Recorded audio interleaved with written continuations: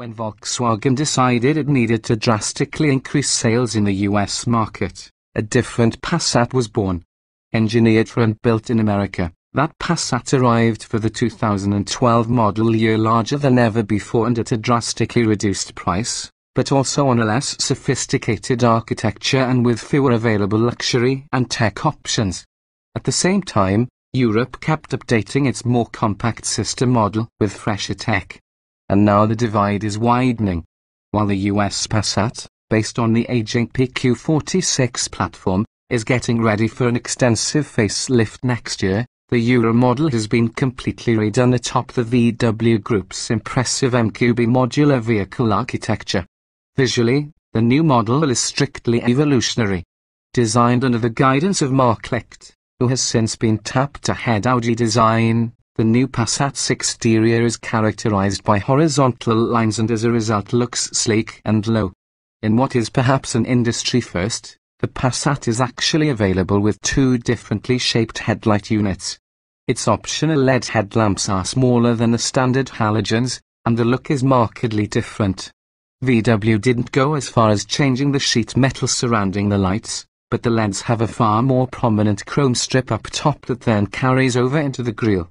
At the rear, the Fanciest Led Taillights, there is a lower spec set, also lit by LED, change their graphics from horizontal to vertical when the brakes are applied.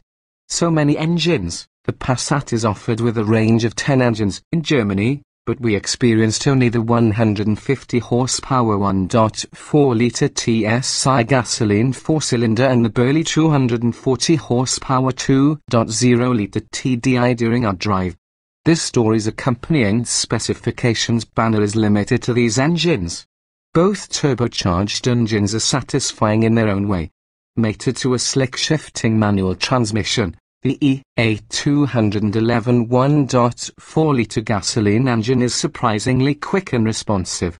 It features cylinder deactivation that darkens two holes to reduce fuel consumption. For a deep dive on this incredibly interesting engine, head here, and both this function and the 1.4's overall soundtrack are very discreet. It provides enough grunt that it doesn't quite lose any steam until well above 90 miles per hour on its way to a top speed of 137 miles per hour. The 240 horsepower 4-cylinder twin-turbocharged diesel is simply astounding. Blessed with a whopping 369 lb-ft of torque, it relentlessly pulls the Passat into triple-digit speeds. Despite it being both a 4-cylinder and using compression ignition, the NVH characteristics are never harsh or intrusive. We suspect most customers won't miss the two additional cylinders available in the Euro market Audi A4 diesel range. Especially since this Passat is rather efficient, we reckon it could achieve well into the mid-40 mpg range on the US EPA highway mileage test, and we wouldn't be shocked if it could exceed that figure in real-world driving. We estimate 0 to 60 miles per hour as taking 6.2 seconds, while top speed sits at 149 miles per hour. The 7-speed dual-clutch automatic transmission shifts rapidly, but it sometimes lacks the finesse and smooth takeoff of a torque converter automatic. When its software fails to accurately predict the driver's next move, shifts can be slightly jarring.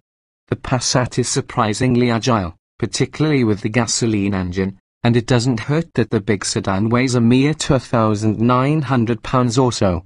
The diesel model we drove is considerably heavier at nearly 3,700 pounds. Blame the drivetrain and the myriad standard upgrades on the up-level car. Both test cars we drove were fitted with the adaptive chassis, which offers 3 settings. Sport mode preps the Passat for backroad flogging, while the car can do a reasonable approximation of a traditional Luxo barge in comfort mode. There's also a middle setting that balances the two. The interior has gone decidedly upscale, with improved materials that include real stitching everywhere, even on the armrests. Every button and knob moves with precision and provides perfect tactile feedback. Even the standard instruments look classy and expensive. But the Passat also offers a large Tft display similar to the one fitted in the new Audi TT.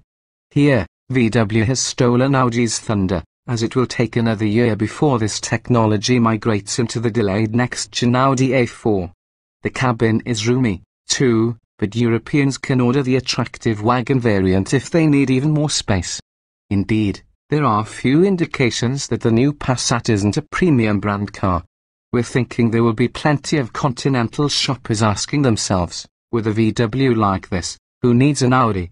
While we will continue to get our Chattanooga assembled Passat for a while, we should get at least one variation of the MQB car, as it has been confirmed to spawn a new version of the CC. We're definitely looking forward to it.